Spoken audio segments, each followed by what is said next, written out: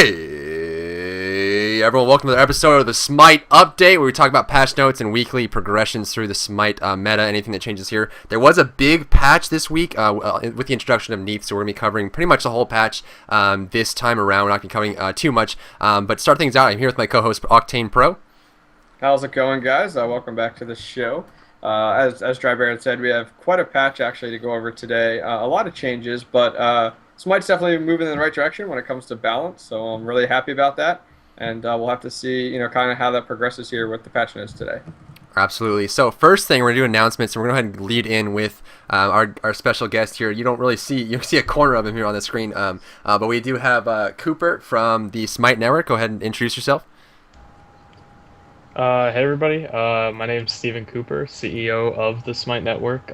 SMITE Network is a new organization, or company rather, coming up in SMITE. We're going to be running tournaments, events, community, a lot of things ranging from competitive to just casual, and then not even playing the game at all, just running some awesome events. So glad you guys have me on today, and good show.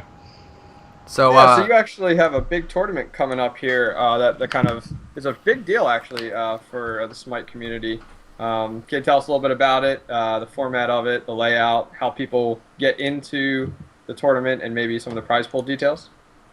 Yeah, for sure. A couple weeks, last week, we announced a $3,000, not euro, that's been misconstrued a couple times, $3,000 tournament. It's going to be an invitational tournament, so you will have to be invited by the SMITE Network in order to join. It is not a public tournament. The format is not finalized yet, but there is actually a thread up on blgaming.com of the format, and I'm going to quickly go through it here. It is a online invitational format with 3 teams, which will be considered 3 top teams in the competitive scene, to automatically be invited. They will automatically go into the qualifiers. From there will be 1 or 2 months of competitive play against other teams, and you'll gain points in a cup series. From that cup series, the top 5 will move into a qualifiers bracket. That qualifiers bracket will play, and that will decide those top 2 teams. The top 2 teams will play in the finals over a best of 5 to determine who's going to get that 3K. So that's probably another thing I do want to mention is the first place is going to be 3K. Normally when a prize pool is announced, it is, $3,000 tournament, but it's really $2,200. No, the first place is going to be 3,000, and then second place, that'll be determined at a later time. But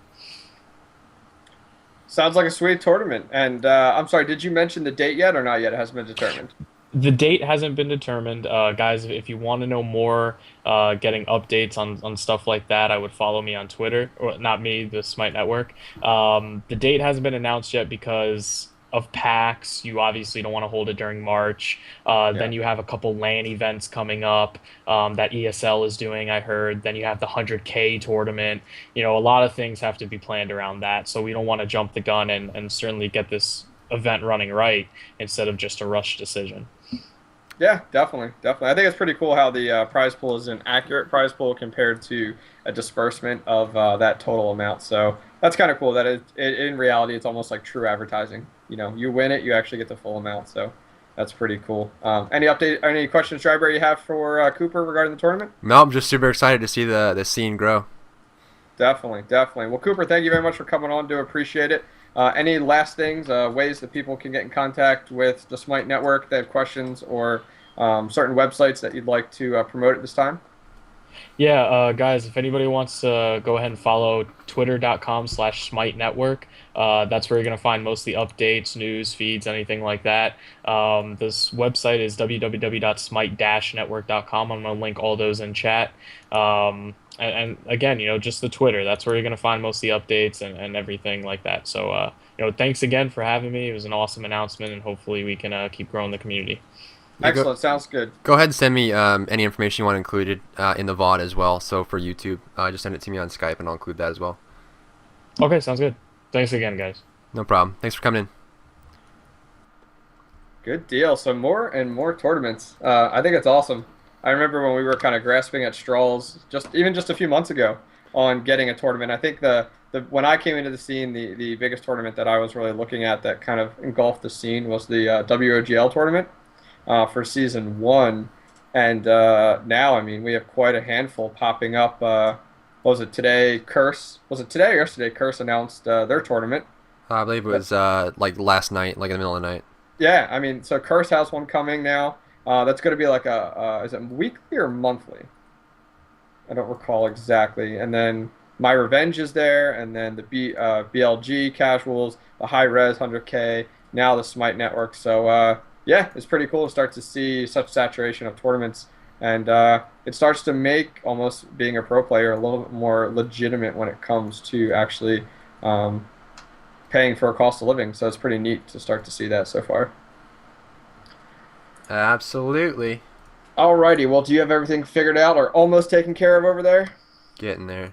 Okay, take your time. In the meantime, guys, wanted to let you know a few little housekeeping things for us here at the SMITE Update. This is episode 5. Do appreciate you guys following along so far. If you have been checking this out on Drybear's YouTube for the video VOD, or if you've been checking this out on iTunes, we do appreciate you guys following along with our show series so far.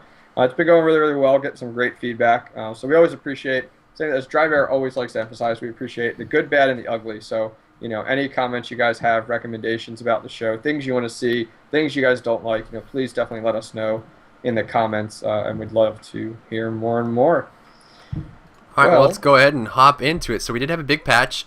If you guys are looking for the patch notes, that'll be down there in the description. If you're watching live, we'll go ahead and post that up in the chats. I don't know if are you typing it out right now?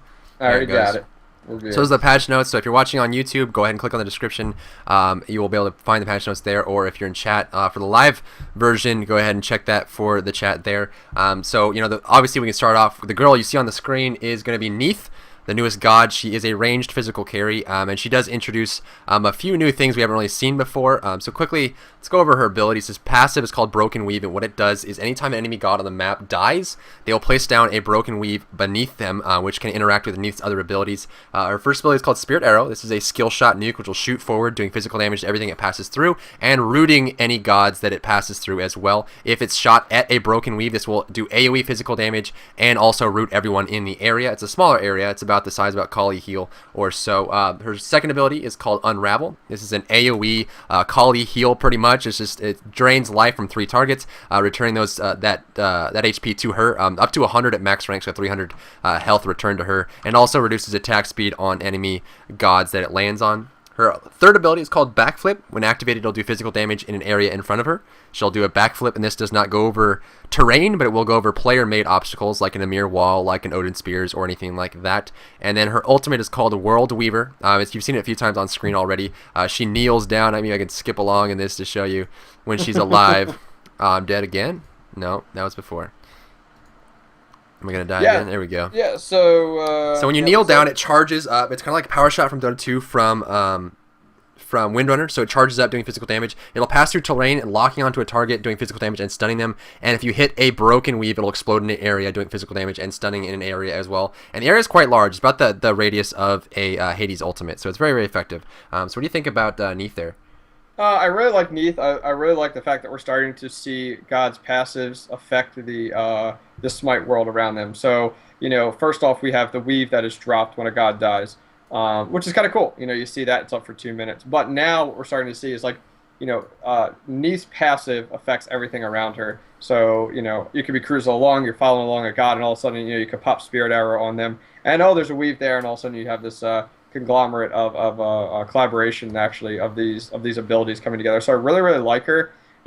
She's not only, to me, when I play her, I feel like she's not only like a physical range character, but she's almost got like a support ability to her, like a support aspect. And what I mean by that is like her Spirit Arrow, like it stuns the person in place, almost like with Artemis's trap.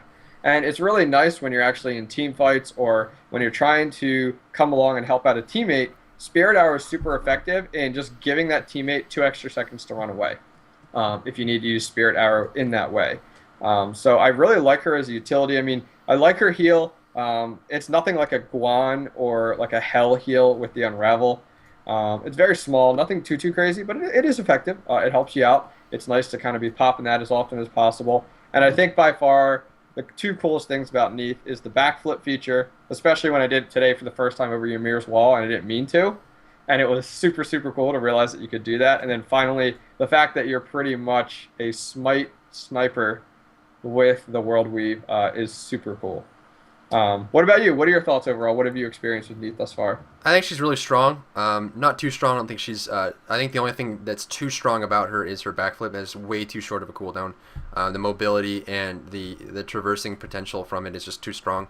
But overall, I think she's a very strong character. She's very good at clearing minion camps. The projectile from the Spirit Arrow will also stack on top of the AoE burst from the Broken Weave explosion, so you can do a double hit there and clear minion camps very easily.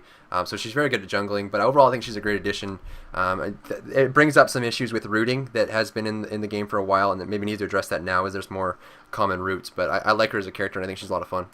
Yeah, I'm interested to see if they play with her like they did with Cupid when it came to changing from like physical to magical or something, anything like that. Just because we already have like a physical range, even with a bow as Artemis. So, I mean, interested to see. I mean, I really like her as a physical damage character, but I'd like to see what they do with her and how they develop her in the future. But so far, I feel like she's a very balanced god compared to a lot of the gods that have been released so far, where I feel like they were just a little too strong for their own good. So let's go ahead. Yeah, let's go ahead and jump into new skins. So we had 3 new skins introduced. First skin was Sacred Dragon, which was for Aokang, and that was due to the time of season with was it Japanese New Year? Is that what it is? Or the Year of the Dragon, or whatever it is? Yeah. And then we had Lover Boy for Cupid that came out, which, perfect timing for Valentine's Day.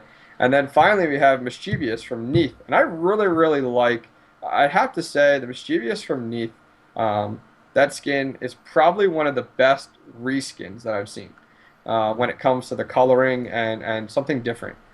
Usually, when we see reskins in the past for a god, it's been like, okay, we're going to make you red, like the Ra. Or we're going to go ahead and alter your color from green to yellow, and hey, let's sell it. I feel like the purple-black combination, and I feel like they did a little extra work when it came to the Mischievous skin for Neath. What are your thoughts there regarding the 3 skins that just came out? I think the Ao Kuang skin is awesome, and they also changed the animations for Ao Kuang as well without the skin, so he's a lot more animated as far as how he moves and the way he acts. I totally dislike the Cupid skin. I don't think it's really worth purchasing at all. And the Mischievous skin's okay. It does remind me of like a Tron effect, but it is a non-gem type skin, so it's something that's available. I'm not too worried about it, but I'd really specifically like the I like the skin for Ao Kuang the most. Correct. Okay, well, awesome. Well, let's go ahead and jump into general. I'll just take the first point here. New functionality has been added under the TV menu. For this new section, players can watch the top Smite streamers on twitch.tv as well as play demo recordings from recently concluded top matches. I actually went and touched base with Duke and also Bart about this, because I know a lot of people would want to go, okay, what qualifies you for the Smite TV? What is it determined? And there's actually a Reddit post right now where people were kind of discussing, hey, some people were saying it should be open to everybody who's streaming Smite. And then some people had argued, well, Smite might not want to advertise certain streams that are on Twitch if they don't best represent Smite, so they don't want to put that into their game. But long story short, the people that right now, from my understanding, now this was just quoted from Duke, not exact quotes though, is that this is something that at the moment they have listed the streamers that are in cooperation with Smite Game and that stream on their stream.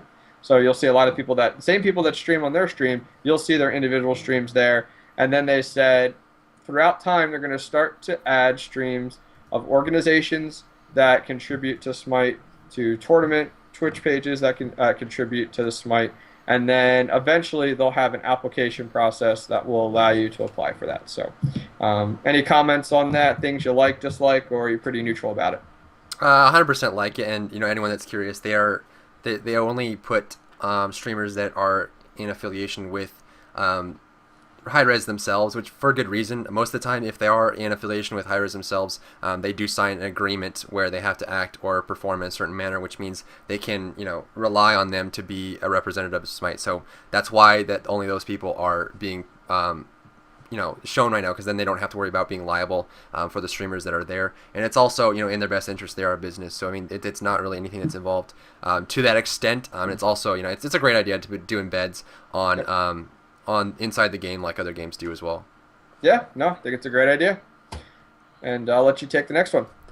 So next point is when creating a challenge match, players are now presented with additional setup options, including region, god pick mode, starting a level, starting gold, and whether or not to require all members from a joining party to be on the same team. You may also choose to have players pick by the order in which the party was formed. So it just makes it more customizable in challenge matches, so you can figure out what you want to do, how you want to do it. It's good for testing and theory crafting, but also the fact that you can have members from adjoining parties join the same team, which means, if you have a captain for a team who always picks, you don't have to, make sure that he's the leader or make sure that this is there or that. It just allows them to pick it and be more casual about their tournament setup. Yeah, I'm actually kind of surprised they added this in so early. I mean, yes, it's in beta, and this wasn't exactly something that I felt that, Smite needs this, like right now, like they need to fix this. It's just a great new feature to see, and it's really cool to see that Smite's starting to move away from these huge changes in game and now tweaking it to making it a better game overall for the community. So I'm really happy about this change, and I think it'll be super useful, especially for the tournament leagues going on. So go ahead and take the next one. Sure. So buy what the top players build. A new tab has been added to the in-game item store. The popular tab shows the top 10 items used for a given god in the last 7 days by the top 200 Smite players. And if you're new, the top 200 Smite players can actually be seen on the stats page, not only in-game, but also on Hi-Res's site. And the top 200 Smite players are determined by their hidden matchmaking value, also referred to within the MOBA scene as their ELO. And I think this is really cool. I'm very happy to see that, you can look at this, because the recommendation tab's nice. It's okay. As a new player, you get to see that. But as time goes on and you start to migrate from a new player to a casual player, what will happen is, now you want to start to find out, okay, well, the recommended items are great, but I kind of want to move away from that path and start to get into a little bit more advancement when it comes to my items. This is a perfect tab to look at. They're not in a specific order like the recommended tab is, I've noticed, but I still think it's a perfect idea. And what are your thoughts about the popular tab? Have you used it? Do you find it useful? I haven't tested it yet, but I think it is necessary. It's something that they implemented in Heroes of New Earth, and it's very helpful here. A lot of people always wonder, like, what do I buy? What do I do? And the recommended tab has historically been terrible, so I'm glad they're touching on it. Yeah, no, I definitely agree. I'm interested to see, just a side note off the patch notes here for a second, I wonder if eventually we're going to see customizable tabs. So, like, we could build tabs for certain gods. Now, I understand a lot of items that we purchase throughout a game are conditional on the person you're laning against and stuff like that. But I wonder if eventually we'll start to see custom tabs in the game that allow us to actually have, like, pre-builds already put together. Yeah, and they've had it since the beginning. They've had, you'll be able to change it. They've had at least the text there. It hasn't been available, but I think they've always had plans for it. Yeah, definitely. So jumping on here, it looks like we're going to talk about the arena practice. So there's a solo arena practice now. You can play 3v3 against with 5 bots in the game. Just allows you to practice arena, and I suspect they'll do one for domination as well. And you can really do that. I mean, it just helps new players get into the game. So I like the idea of it.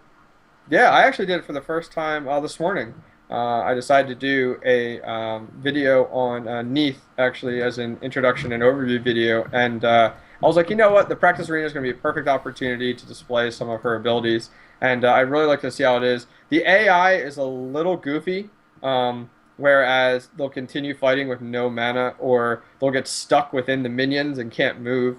But for a new player that wants to try it out, I think it's really, really cool. I actually really like it, and I'm eager to see how it advances, as they had said that, they put in a few gods for now, Ra, Artemis, and Ymir, but they have future plans to add some more, so I think that's super cool. Absolutely. So another addition that we had actually to Arena, just talking about it, is in Arena, once team score reaches 10 points, non-gladiator minion kills against that team will no longer deduct a point. Points will continue to deduct normally for all minions who enter the enemy gates. Gladiator kills continue to deduct points. The intent is to put a higher premium on god kills during the ending phases of arena matches, giving more chances for a comeback. I don't know how much arena you do play, but what are your thoughts on this with the last 10 points? I like it, and I think they should extend it probably to 20 or 25. It does stop it, and it's annoying when there's like a team fight and all it comes down to god kills, and then 9 minions walk through your gates. So it's really irritating. So I think they did need to add it, and it does make the end of the game a little bit more exciting and a little bit more nail biting and engaging, and maybe even extend it out to 15 or 20 to make it 4 god kills or so rather than just 2. So it's not like the first person to get the 2 kills wins or ends it. But I like the idea of it. Yeah, I think it's perfect. I mean, I enjoy it. It's great because once you hit that, I was playing earlier today. Once you hit that 10 points, it's like, okay, we're going to ignore the minions a little bit more now. We're going to focus on getting one more god down to pretty much seal the deal. So I think it's awesome, and I'm looking forward to see if they make any more adjustments to the point system. So the next point is they upgraded the graphics of the towers, which they actually look pretty cool. I don't know if you're able to see any on screen right now. There are no towers up, but they changed the effects, made it slimmer, made it a little bit cleaner, made it happier. So I like the fact that they're updating the graphics, and it does seem like they're moving closer to release. Yeah, I mean, I know some time ago they made adjustments to the towers to start to make the color changes. I think that was the open patch. Yeah, where they put the ring on the ground for if you're on the red team, the red color, or the blue one. And it was nice to see, you could actually start to see a large, significant difference between the towers. I like the most recent one. It almost reminds me of an Eye of Sauron from Lord of the Rings. But outside of that, I think it's pretty cool, and I'm happy to see they're constantly keeping up with small graphical adjustments, which aren't huge, but they definitely make a big difference long term. Absolutely, I can agree with that.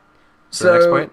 Yeah, the hit reactions that play when minions take damage from auto attacks and some abilities have undergone changes. Okay, whatever. Also another one, while stunned or silenced, your ability bar will now do a better job of indicating that your abilities are unusable. And I actually really, really like this.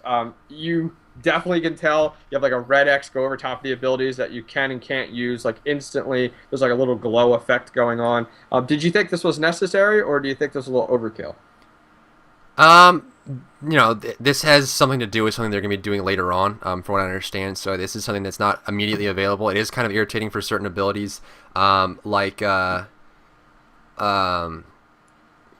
see.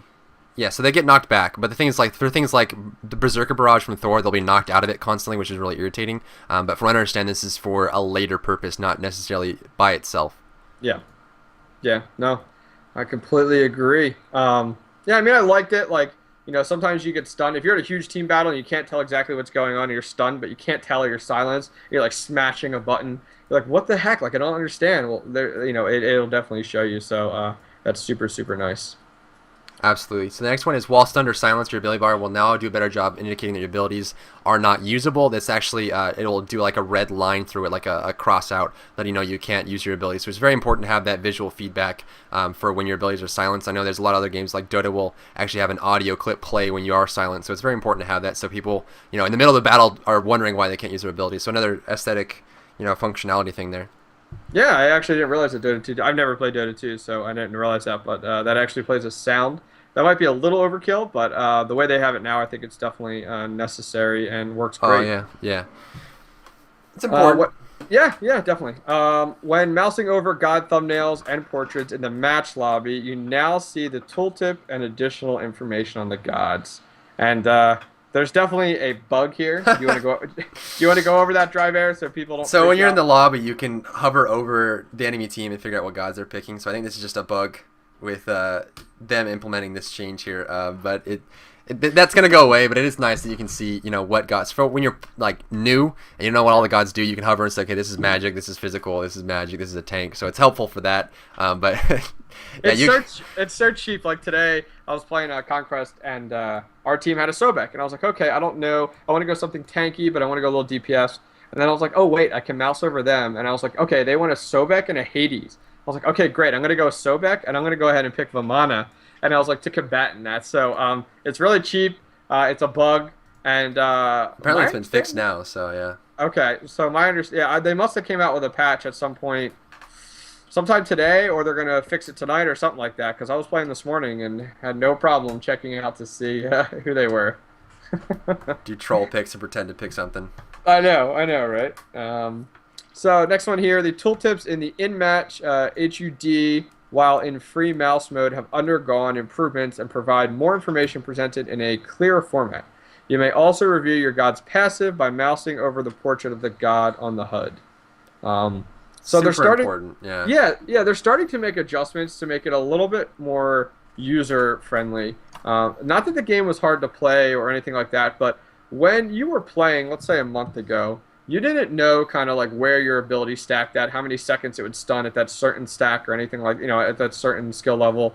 And now what we're starting to see is now we're starting to see a huge interaction where like you can scroll over things that'll give you more information. So you're better educated as a player from these adjustments that they're making. And once again, they're not huge adjustments, but long term, they're turning the game, they're polishing the game up a ton right now. And I think that's in anticipation where, hey, we're going to see the game release in the next few months. So I'm really happy about this. I don't see any downside to it at all. It was 100% necessary. It's long overdue, so I'm glad they finally put it in. So the next one is on the home screen, the new god and god rotation widgets now have improved tooltips, showing you stats on the gods. Left click on the god to view the additional information. So if you guys have looked on the home screen, like on pretty much the dashboard for Smite, you'll see on the left side of the screen they have like all the new gods and new skins and all that stuff. You can see that there. I guess that's been improved to be a little bit more fluid, and also when you click on it, you'll find the god in screen. So it's just much more user friendly, I suppose. Yep. And once again, just as we talked about there, it's just educating the user more and more. And I mean, even new and experienced users, definitely can benefit from this here. So map pinging is now allowed only within the playable boundaries of the map. It's just a correction. It should have been done originally, but sometimes somebody would like accidentally move their mouse and click like all the way past like your enemy's spawn. And you'd be like, why are you pinging? And then, of course, you'd have some people that are super obnoxious and ping all around. So this was, it's a good fix, just a bug fix, completely understandable and nothing too crazy. I think they also in tandem fixed the thing for spectator. You'll see that down later in the notes, but I mean, so you can't fly off the map as a spectator either. So they just made it like a no-go zone for both pinging and flying. So that's important. So the next thing is they fixed an issue in which some tooltips in the in-match HUD would not appear correctly at lower resolutions. So just another small bug there. Just a lot of minor cleanups, pretty much. Yeah, there's minor things here. We don't have to get into it too much, nothing too crazy. But if you want to check out the rest of the patch notes, you can go ahead and check that out. I'll go ahead and post it in the link. But most of the other ones are just little visual effect changes that we'll see. The only other one I do want to mention, which I'm very happy they did it, was they made chat so much better in the game. When you're in game normally. Prior to this patch, someone would message you. You'd have to type like /R. You could go ahead and message them back. If you had several people message you, you'd kind of have to type out their name. Well, now like you go ahead and click in your chat box, and you have several options for chat. I don't think it's perfect, but I think it's definitely a start. Do you think it's an improvement from before? Yeah, it's like, yeah, I suppose so. I mean, again, it's not high priority, but it is something that I'm glad that they're focusing on. Excuse me. So going ahead, and we'll just go ahead and skip over some of the few things there and jump into spectator changes. We had a whole bunch of spectator changes that went ahead and made some polish adjustments to spectator mode. As Drybear had said, one of the things was flying off the map as a spectator. And Drybear has a little bit more experience than I do with spectator, seeing as he's kind of casted several tournaments, and I've been limited to replays at this point. But anything that you see within the spectator changes that you think is extremely significant for you as a caster? Not really, just small annoyances, like you couldn't go back to the very beginning of the match. It would skip ahead by about 15 seconds. They did party spectating. They fixed that up. There was a sync problem with that. Playback has some problems as well. And there's a lot of problems with the replay and spectator system. Nothing really huge except for the fact that you can't click off the map anymore. Okay, well, cool. Let's go ahead and jump into jungle buffs, and I'll go ahead and let you take these points. So the difficulty escalation has been reduced for the small Fury camps. They'll always be pretty much poopy the game goes on. I mean, they started becoming stronger, and I don't know if this is super important. This means that they'll become more valuable and also be easier to kill for a quick pop into the jungle and pop back out rather than trying to go for a buff camp early on. So this does make them a little bit easier and more viable for a quick boost in gold. They also didn't provide that much gold at all. It's like 60 gold total for the whole camp and plus experience, which means that for how difficult they were, you weren't getting a whole lot, whereas with the other ones you'd get pretty much the same amount, but you also got buffs. So I mean, they just made it so it wasn't so hard to clear the minion camps, especially for like supports that would try and go by and do it, but they really couldn't soul it themselves. So it made it more viable there. So just so we clarify, as stated in here, this is only for the small fury camps. Yes. This is not for the other buffs out there, the cooldown buffs, DPS buffs, stuff like that. And I agree with this. This is just an experience camp. I'm pleased with the cooldown buffs and the way that they scale so that they're not as easily farmable.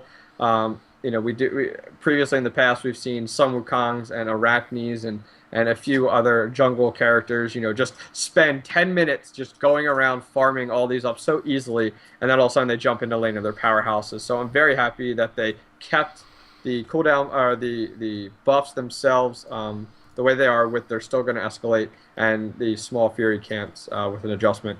Any last comments on those? Nope, that's pretty much it. So the next thing is starting health of the camps is reduced by about 10%. So the starting health of the camps is a little bit. I guess they're trying to push for more jungle action in the beginning, especially for certain characters that have trouble with it. Yeah, I mean, I think it's necessary. It's kind of nice. I mean, it's nice to see team cooperation when it comes to taking down some of these camps, but I'm kind of happy that they kind of lowered it down a little bit more to 10%. So I think it works. I don't think it's anything game breaking or anything like that. For sure. You want to take the next one? Sure. So we're now into the item section. Some aura items should no longer stop working after standing near an enemy with the same item. And this actually was just pointed out. I forget. Do you recall who pointed this out to Hi-Rez? There was somebody, a streamer or something like that did. Sorry, I had to step out for a second there. Oh, okay. There's the aura items, and there was a lot of interactions. Like literally, if you had like Soul Eater, if there was another Soul Eater in their team, they would cancel out and then stop working for the whole game. There were like Sovereignty, any of those like team items. They would just it was such a small little thing that I didn't even know about it. I didn't know that they actually canceled out and stopped working. And it was such a big part of the game that no one really noticed except for I think it was. Was it Allied or someone noticed? I think it was Hirok maybe. Someone noticed during does the math, and that's like really into that type of stuff. And I had no idea, but I'm glad they fixed it. It really was like a small thing you wouldn't notice. It wasn't like glaring in your face, but now that everyone noticed it, and if you looked at it like when the patch notes were released before they adjusted, you're like, wow, that actually does cancel out. Yeah, it was a huge deal actually. It's a simple adjustment, but if you think of it like imagine huge team battles. And half the time, you have a lot of the same aura items from on each side. Well, those items pretty much cancel out, and they're pointless.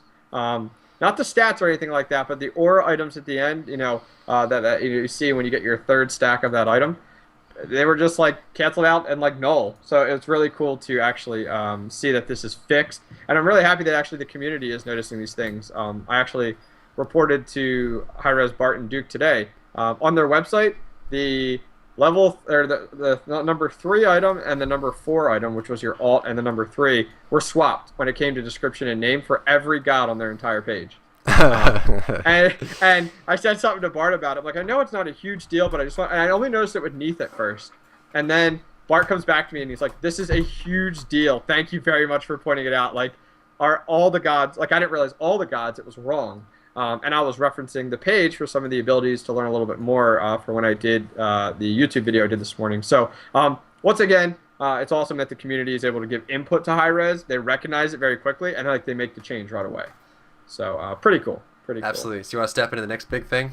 Sure. So Focus. Focus has been played around a lot from Hi-Rez a ton recently through abilities, through items, through camps. And finally, we see another adjustment to Focus. Focus has been removed from the game. That includes items, buff camps, and all the god abilities Gods that have abilities with focus contributions have been modified, and their new values of those abilities affected are listed below. And so focus is gone. You happy or sad? Yay! That's I mean, I don't know. It could work. It's one of those systems that could work. It's just it would take so much work and so much effort and so much balancing. And it would take months and months to make focus to the point where it was like, yeah, this is comfortable. This should be something that's involved in the game. So it wasn't. It was a good idea, and it's something that's new and different. But I think it's not really a project they should take on before release. Yeah, I mean, I kind of put focus in the same category as stats and same category as like abilities, passives. Like they tested it, they found it didn't work, they're pulling it out. I'm very happy they tried it now in beta, and I'm very pleased that they saw the problem with it and just yanked it. So there were several adjustments that were made with the items. I'm just going to list off the items, won't go into details. Boots of Celerity, Fatalis, Circlet of Focus, and the buff camps. That's pretty much for the items and the simplicity of the camps where focus was adjusted there. And then we saw a whole bunch of gods actually that had a ton of adjustments to focus. We won't really go through all of them, but is it like every god that pretty much is listed here? Almost. Almost, yeah. I mean, it's incredible to see how much focus affected a lot. And focus, for those of you wondering, like focus affected like your stun duration. The higher the higher level you put in the more. I'm sorry, let me word that. The more focus you stacked, the longer your stuns would be and stuff like that. So that's how that's affecting a lot of these gods, and that's what so you're it is seeing, all like, the gods that are there. Yeah. So like this patch looks huge, but in reality, they're just reflecting and letting you know, hey, this stun is now this and stuff like that. So we'll go ahead and jump into a few last god changes to go ahead and round out this week's patch notes and episode. So I'll go ahead and let you get started with a few gods. So the first one, I don't know if you've been watching the video on the screen, does have Ao Kuang without the new skin. So Ao Kuang got new animations. His taunt, his move, his slither is more wiggly. The way he moves around and exists seems to be more congruent with the fact that he's just a giant noodle. So I mean, it does align, and it seems like they're just doing a lot of niceties for this game. They're just kind of just polishing it over, making everything that's outdated a little bit newer. Have you seen the new Ao Kuang? I've seen the new Ao Kuang. I played against him, and I felt like he was larger. Like, is he a bigger? Or the skin is. The skin is. Yeah, I felt like he was larger. Like, I passed by him and was like, holy crap! Like, was it the sacred skin? Yes. Yep. Yeah, that one's really thick. It's very, very thick. But unfortunately, his normal one didn't change in size or visual. It's just his animations changed. And then the new skin's just like really fat. So Artemis had some update graphic changes to her. Do you know exactly what was changed with her or not? Because I didn't notice anything significantly, but I didn't play her since then. They changed it so her suppress the insolent is a little bit more precise, and it sharpens, and the arrows come down. So the animation for the suppress the insolent did change. Her basic attack animation is basically just Neith's now, but bluish purple. So that did change as well. And also her boar, when her boar charges, it leaves a dust trail, so you know where it came from. Huh, interesting. I mean, I remember seeing something on the Smite stream that when Bart was doing it, and I think they said something about how they brought in a new designer. They didn't get rid of the old one, from what I understand. I don't know. I'm just saying. But from what I understand, they brought in a new designer that's been really working on like polishing some of the graphics and animations.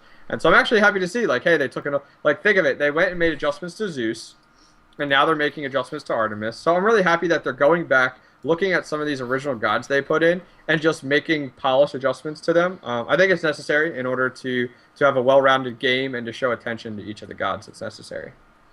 So the next one is Hell, a big change to Hell, and I think they're kind of nailing it here now. So what they did is they reverted her original change. Her last nerf was her ultimate cooldown went from 2 seconds to 4 seconds. Now it's back down to 2 seconds. However, every time you use an ability, the mirrored ability in the opposite stance incurs half the cooldown, which means you can't stance dance as much anymore. You have to be very careful about when you use your abilities and what abilities you want to use specifically. And I think, I don't know if you've played her or not, but it does make her a little bit more of an intelligent god rather than just like DDR on your keyboard. Yeah, pretty much. Like, I completely agree. And I actually noticed when playing her earlier today that, some of the adjustments when you're swapping between stance, you're not just like popping between stance and spamming, as you made the DDR reference there. So I'm happy about it. This is actually the 4th patch in a row where we've seen Hell adjustments. So I'm hoping they're done with her. I think she's there. I think she's there. I would no longer call her strong, like too strong. I think she's getting quite balanced at this point. Yeah, definitely. So I'll go ahead and take the last three here. So Hercules had an adjustment to Earthbreaker, which is the ability now goes 40 feet instead of 55 feet.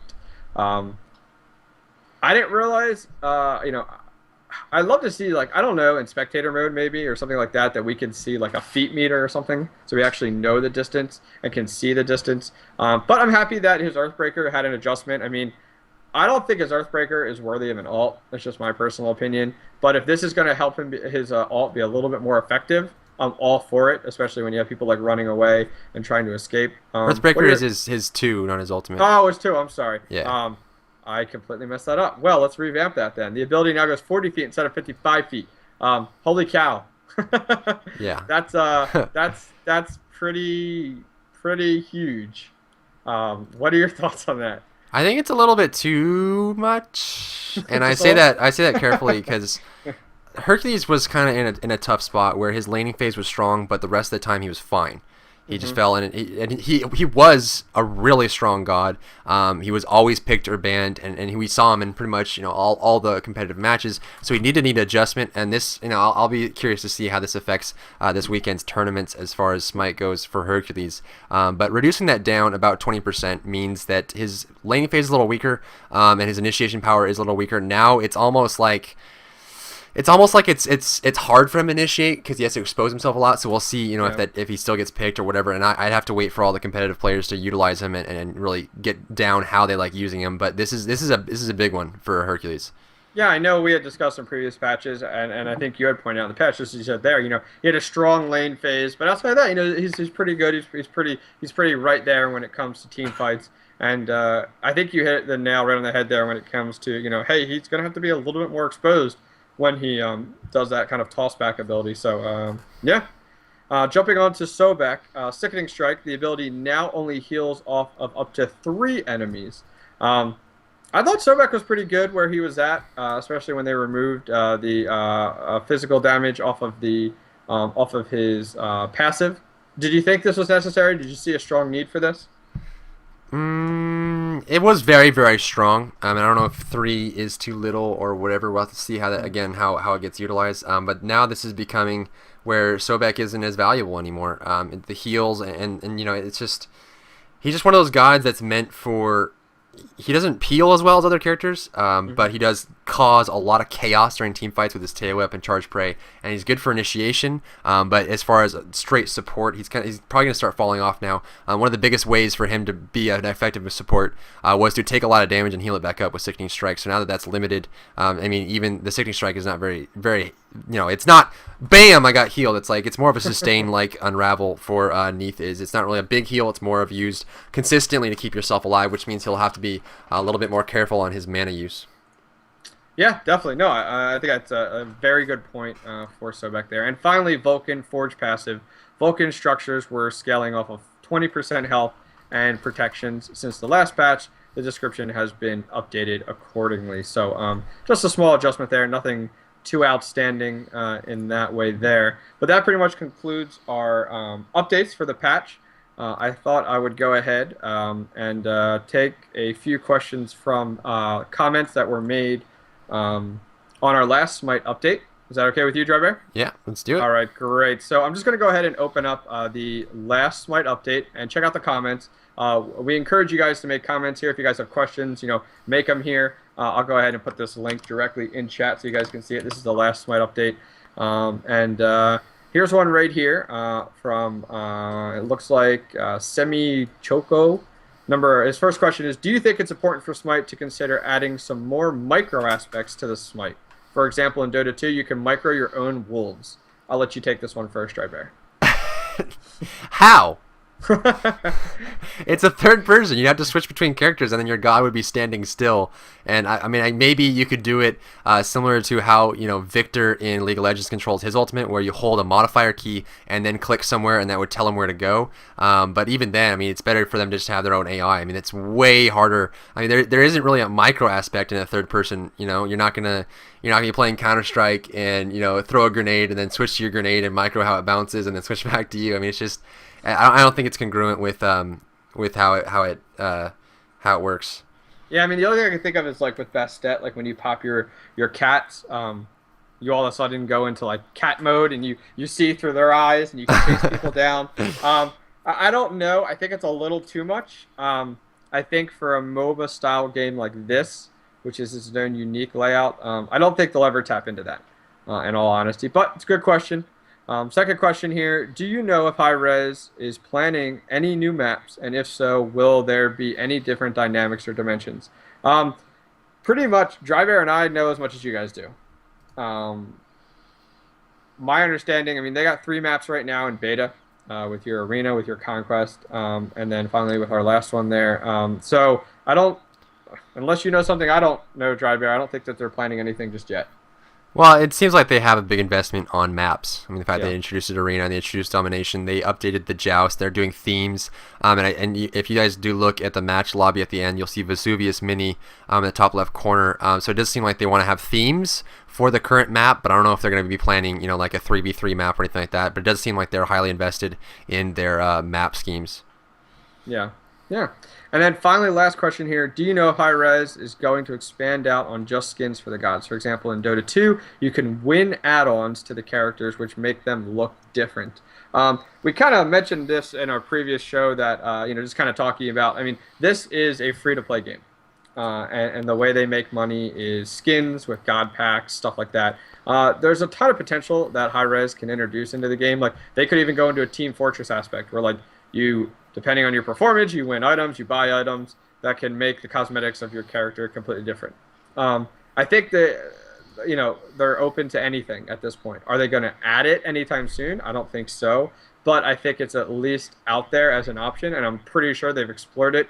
What do you think? Do you think that let's turn it this way to you, Drybear. Do you think that they should be, or do you think that they will be adding anything super customizable per god per player, or no? Do you think it's going to stay on the skin route? Not in the foreseeable future. I don't think they're going to add anything like that. The only thing that I can see them possibly adding that might be in the back of their minds is maybe competitive support, where you can add like a team banner to something, or something that would denote what team you're on, like Dota 2 has on the maps and stuff like that. That's the only thing that I can see them even considering in the remote future, just because they have so much to work on and they already have the skin scheme. The thing about Dota 2 is that it does support that because of the Steam Workshop, whereas on the Unreal Engine they'd have to add in like model support, and then have to work out pricing and all that kind of stuff. I mean, it's easier for them to just do skins, and the fact that the game isn't out yet and they don't really have any foundation just yet, I don't think they're really going to be considering adding in like mini skins or anything that's not part of just an overall package for one price.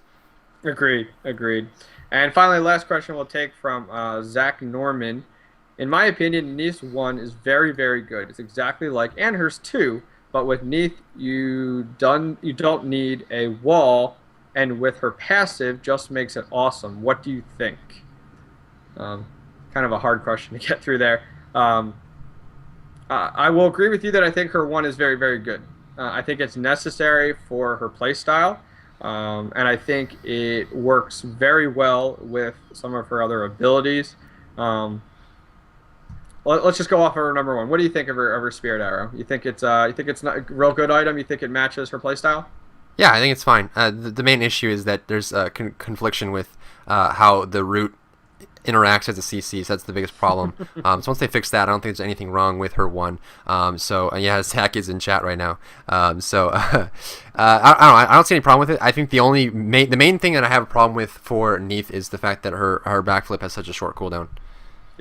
Yep, I agree. So outside of that, that's all the questions we'll take for right now. We have a ton of questions within the comments. We appreciate it, guys. We'll try to take as many as we can weekly.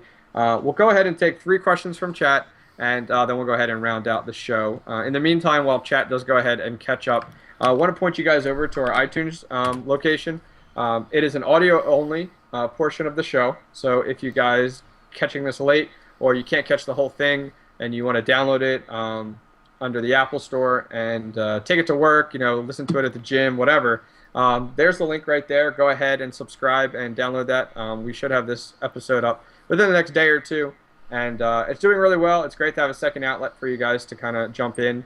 And yeah, so make sure you guys check it out. And most importantly, give us feedback. You can go ahead and post customer reviews right on the iTunes section. We actually had a 5-star review the other week, so that was really, really nice. And the more reviews you guys give us on iTunes, the more we move up in the charts, and so the more attention our show gets. So, Drybar, I'll let you handle the questions here for chat. So we have one that says, who do you think is the most underpowered god? And, my follow-up question is, do you mean just overall or competitively? Because those are two different questions. As far as competitively goes, I would say probably Kali or Bastet. Bastet, her passive's terrible. She has a terrible passive. And then her cats have no real use in the mid and late game, even in a non-competitive match. But Bastet as a character is very strong. Her damage output is quite comparable to other characters. She has very high scaling potential and good mobility and good farming potential as well, with also great poke. So she can poke really easily in the lanes. So as a god, she's pretty well rounded, but her ultimate sucks and her passive sucks, which is unfortunate. Her ultimate's good in the early game, and they have adjusted Bastet's ultimate twice now. And I see more coming soon, but it's just one of those things where it can't be part of it. And Kali especially is just she does a lot of damage. She's a great carry. She's great mobility. She can force roaming, and she's good at roaming in other lanes. She's also very strong in the mid lane. She can clear camps faster than most mid characters can as well. But she doesn't bring anything competitively. She's just so lackluster in a team fight. So that's pretty much my take on that. But it would depend on what you're saying. Individual god or competitive. What about you? I'd have to agree, at least with Callie there. Callie, we saw Callie like a few weeks back, to make a strong surge, and then it's kind of fell off. Other gods, which I kind of view as underpowered, I have to say, well, I'm sorry, from a competitive side, I haven't seen as much Zeus. Me personally, I don't see Zeus being played as often right now. They made some adjustments and tweaks here and there. I think Zeus is an awesome god. When paired properly with certain gods, I think it's an awesome combination, especially when you get into team fights. His ult, I think, personally to me, I feel like his ult is one of the most powerful team fight ults out there. Yeah, that's personally my opinion. And yeah, we'll see what other questions we got. What kind of god do you think Hi-Risk should add to the game next? I would say another shred character like Bakasura, just to kind of try and counteract the tank meta and deal with people that are very, very tanky. If they're not going to adjust the tank items as far as price or effectiveness goes, they could add another shred character that does true damage like Bakasura, and that might help with that as well. Yeah, I mean, I didn't really think of it until you said that, but it kind of makes sense because we have a lot of tanks. I feel like we have plenty of tanks, we have plenty of our physical damage, and we have plenty of range, like magical, for our mages. But I completely agree. I think we're lacking like a play style of Bakasura. So I think that's a good point. I'd like to see more gods actually that we can get kind of roaming around, kind of play style like that. Yeah, I hate to say I agree too much with you, but I think that's a very good point. And so the last question we're going to take here is, what gods do you guys think benefited most from the focus revert? I would say probably Artemis is one of them. Bakasura, I would say, but his eat minion was reverted before this change to not include focus. So I think Artemis, especially her trap durations and her stun duration, her ultimate makes her much stronger in the laning phase and in the team fights as well once she has that addition. Especially with her ultimate now with CC before the focus was added. So I think Artemis is a lot stronger than what she was before, just because she can have the trap ultimate combo. And then we have characters like Ra who are really not affected by focus at all, so he's just gonna be just as good as he's always been. So there's that effect there. Yeah, let's see. You guys the most from the revert. I'd have to say I'm gonna say probably Ymir and Anubis. Anubis definitely with the Mummify there, and Ymir, with our Frost Breath. Some of those stuns when playing against them are insanely long, especially when at some point when some of the jungle buffs gave focus, and then you saw like Ymir's get the cooldown buff super early. Their focus was super high, so that Frost Breath definitely like held them in. sometimes those stuns are a little too long depending on the level. So I think a lot of people will benefit from it, but those are the two gods I personally thought that would be affected by it by the most. For sure. So, you So want to do the go ahead. outro and some shout outs and then, announcements and what you got going over there? Sure, definitely. So let's go ahead and do some outros here. Dry Bear, where can people find you, and what should people start to expect from you in the next week or two? So you can find me at the place that you're watching this video right now, youtube.com/drybeargamers, or on my Twitch, twitch.tv/drybear, or Twitter, or at drybeargamers. So a lot of places you can find me, and just the usual stuff. I mean, if you're watching this on my YouTube channel, then you already know me and you know what you can expect, just the daily multi videos, so all that kind of stuff. And I've been shoutcasting as well, so a lot of stuff going on. What about you? Well, I've been tapping a little bit more into the shoutcasting category. Dry Bear's my idol. What can I say? No, but no, he's very talented. I will say that. And I did a decent amount of shoutcasting for mid-size tournaments actually in StarCraft 2. So I've started to decide, hey, it'd be nice to get into it. And so I've started to do some shoutcasting. I need to get a little bit more active and I'm trying to get a video out once a day. It's a little hard with a newborn right now. But I'm trying to get more and more shoutcasting videos out and more God introduction and overview videos, introducing the God, the abilities, the lore of the God, and then kind of doing a little gameplay to demonstrate the abilities. So I think the more content and the more saturation of content we can get into the community, the better, to help the community grow and the awareness get out there. For me personally, you can check me out. My info's below if you're watching this on Twitch. There's my YouTube and there's my Twitter. YouTube is youtube.com/OctaneProSCII. And then if you're checking this out on Dry Bear's YouTube or on iTunes, my live stream is twitch.tv/OctaneProSCII. And finally, I post several times a day, sometimes a little too much on Twitter, but twitter.com/OctaneProSC, and that's actually the number 2. Yeah, definitely, we're looking for feedback, guys. We're looking to make the show better. We just made some adjustments to the graphics, and those were really, you guys had actually made the comments on YouTube and said, hey, we like this over this. Can we see this? And so Dry Bear and I listened, and we had some new graphics put together. So thank you very much to the graphic designer that did that for us to change things up, give you guys a little bit more entertainment. You're seeing a little bit more gameplay and less kind of empty screen space when it comes to the overlays. So we do definitely appreciate that. Finally, make sure you check us out once again on iTunes. We're trying to push iTunes a lot, but also we're trying to push our live stream a lot. I mean, we really want to see, if you guys enjoy all the cool content that Dry Bear puts out, check him out live, not only in his stream, but also check out our live show wherever it may be based at that moment. Because we love the live audience. We're trying to cater as much as we can to the live audience, but of course, we want to have VODs available for you guys. So we definitely do appreciate it. With that said, Dry Bear, do you have anything else to touch on? That's pretty much it. Just check the description below if you're watching this on YouTube for any pertinent links, as well as the links for the SMITE Network, the upcoming tournament, and Cooper as well, being the CEO of that and coming on and talking about his tournament and all the things he does for the community as well. And also check out for the patch notes if you didn't read them yet, and also the iTunes link and all the pertinent links for this. But that's pretty much going to end it for us, guys. Thanks for tuning in. Don't forget to rate, comment, and subscribe, and we look forward to seeing you in our next update.